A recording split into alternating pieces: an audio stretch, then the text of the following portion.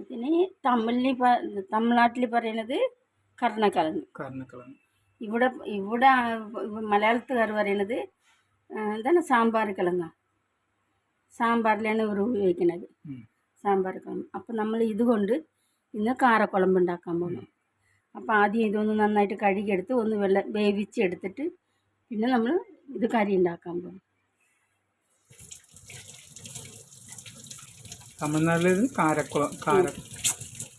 തമിഴ്നാട്ടിൽ ചേനക്കിഴങ്ങ്, കർണക്കിഴങ്ങ്.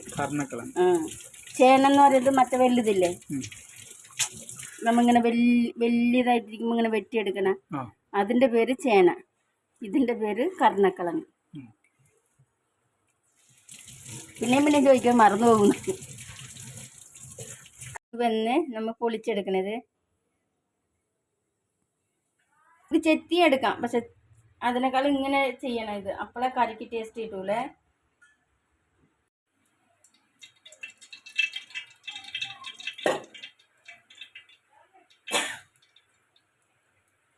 നമ്മൾ ഇന്ന് കാരക്കുഴമ്പ് ഉണ്ടാക്കാൻ പോകണം. അപ്പോൾ അതിന് ആദ്യം ഇടേണ്ടത് ഉലുവ.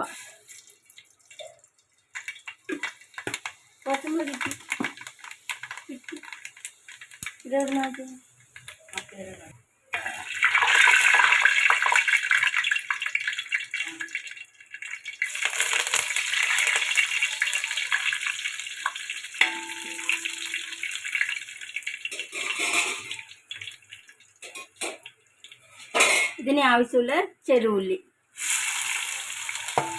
സവാള ചേർക്കരുത്, ചെറുള്ളിയെ ചേർക്കാൻ പാടുള്ളൂ.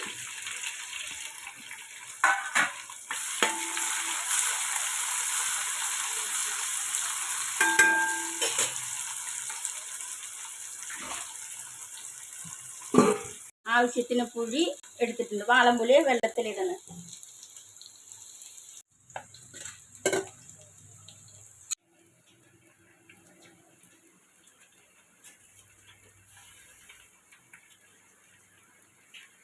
നാല് പച്ചമുളക്, 6 പച്ചമുളക്.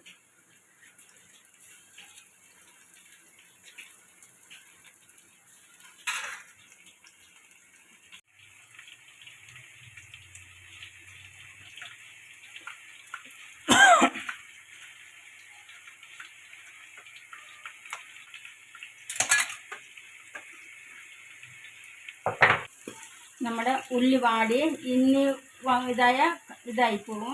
ഈ പാകം മതി കേട്ടാ. കണ്ട കളർ. ഇതിനകത്ത് ഒരു തക്കാളി,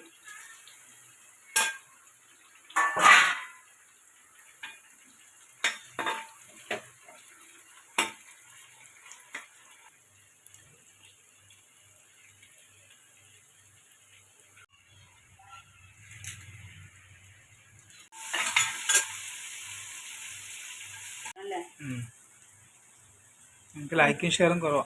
മഞ്ഞപ്പൊടി,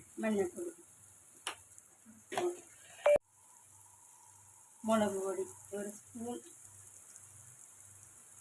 1.5 സ്പൂൺ. നമ്മുടെ വീട്ടിൽ ചെറിയ പിള്ളേരൊക്കെ കഴിക്കണല്ലേ, അപ്പം എരിവ് കുറയ്ക്കണ്ടേ. ഇതിൻ്റെ പേരെന്താ? കാരക്കുഴമ്പ്.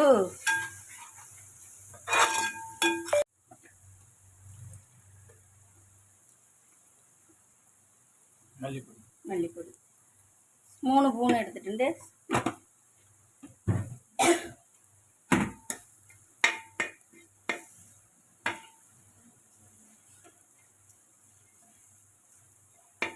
സിമ്പിൾ കറിയാണ് കേട്ടോ, വേഗം ഉണ്ടാക്കി നമുക്ക് ചെയ്യാം.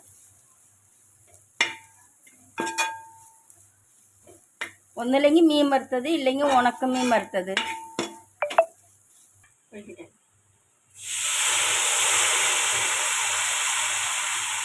പുളി ഇതാക്കിയതല്ലേ, പുളി വെള്ളം.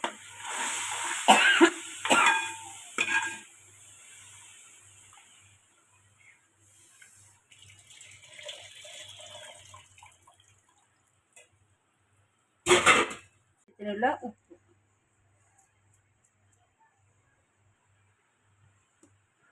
കർണക്കിഴങ്ങ് വേവിച്ചത്.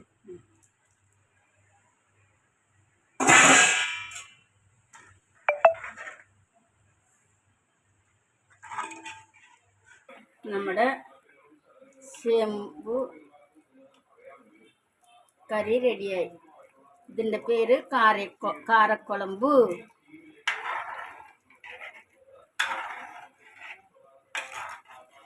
കറി തൊട്ടുകൂട്ടാൻ മീൻ വറുത്തത്, ഉണക്ക മീൻ വറുത്തത്, പപ്പടം സൂപ്പറായിരിക്കും.